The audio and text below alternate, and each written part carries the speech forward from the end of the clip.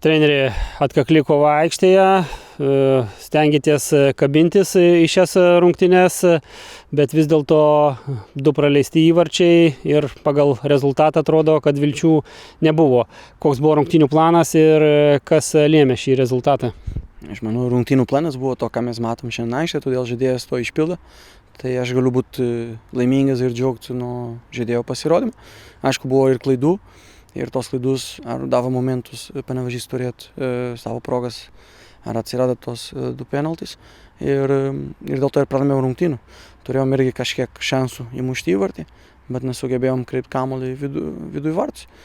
Ir to lėmė, kad mes šiandien pralaimėjom. Iš tiesų, rungtynių pradžiai ir pirmoji pusėje tikrai turėjot keletą aštresnių momentų, antram kėliny galbūt buvo viena kita pusprogė, bet abu įvarčiai sukrito po 11 metrų baudinių. Tos situacijos, kaip jas vertinate, ar nebuvo galima jų išvengti ir ar nėra apmaudu taip praleisti tos įvarčius? Aš manau, kad visą laiką galime išvengti tos situacijos, vis tiek kontaktas bauda aikštė. Tu nežinai, ką gali atsitikti po to. Tai aišku, kad to gali daryti, aš neteisėjas, teisėjas yra, aišku, turiu savo nuomonę. Ir mano nuomonė yra tik to, kad visą sezoną sakom, kad tos pigus penaltys neduosim, baudinius. Ir šiandien, manau, buvo 2 pigus baudiniai, bet yra kaip yra. Gaila, pralaimėjom dėl 2 baudinius, bet nieko nepadarysim, mes toliau žaisim, toliau kovosim dėl savo ateitys. 4 pralaimėjimas Panevėžiui iš 4, bet tik tai vienas mačas buvo toks jau į vienus vartus, o kitose, kaip ir Gino Lettieri paminėjo jūsų oponentas, kad visada Banga priešinasi, kovoja, rodo charakterį, nors ir yra jauna komanda labai. Kaip vertinat šios tarpusavio susitikimus, ar neparanki komanda Panevėžio, ar tiesiog jų meistriškumas iš tiesų aukštesnis yra?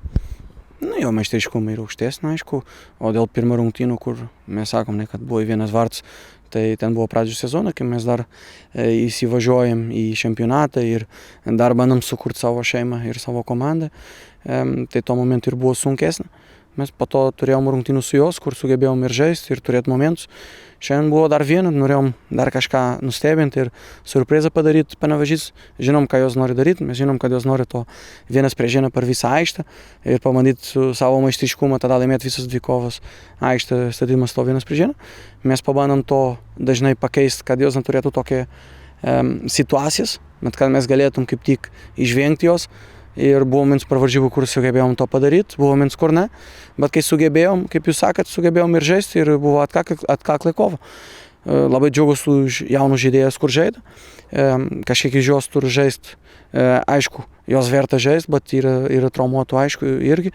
Jie tai žaidė dėl to, kad geresnė forma ir aišku, mes žiūrim irgi integravimo jaunimų programą ir nuo to mes turim irgi statyti aikštę ir duoti kažkiek minutės ten žaidėjas, kad jos galėtų padaryti tos taškas, kad klubą galėtų įsipilti kažkiek pinigų. Ir šios dienos mače nepadėjo jums 2 svarbus žaidėjai dėl diskvalifikacijų, kitose jau jos galbūt turėsite ir dabar Banga žaidžia labai sudėtingą etapą, nes atėmėt taškų iš Šiaulių, dabar lyderiai Panevėžys ir toliau laukia Lietuvos čempionas Vilniaus Žalgiris. Ar užteks jėgų vaikinams? Taip, turėsim visą savaitę. Aš manau, kad yra sudėtinga ir kaip žiūrim. Jeigu rezultatą žiūrim, tai aišku, yra sunku, todėl bus 3 savaitės, kur tikriausiai yra 0 taškų. Sugebėjom vieną su Šiauliai, šiandien nesugebėjom, pažiūrėsim kitą savaitę su Žalgiris. Bet aš kaip tik žiūriu kaip gerą progą mūsų jauną komandą ir jaunų žaidėjas žaisti tokias komandas, ar net kitas vyresnis žaidėjas žaisti ir parodyti savas ir žaisti kuo geriau to futbolą, kad mes galėtum tobulėti savo žaidimu su šitas komandas, kad po to, kai ateis Daina Varčiukas, tada mūsų tikslu būtų tik pergalė. O šitas rungtynus mes aišku norim laimėti, bet mes bandom biškį taip laimėti, bandom irgi sužaisti su kamuoliu. Kągi, treneri, tai linkim sėkmės Vilniuje ir tolimesniam čempionato etape. Ačiū ir sveikinu Panevėžį su pergalė ir tikriausiai, kad jos bus čempionai, tai sveikinu jos jau iš anksto.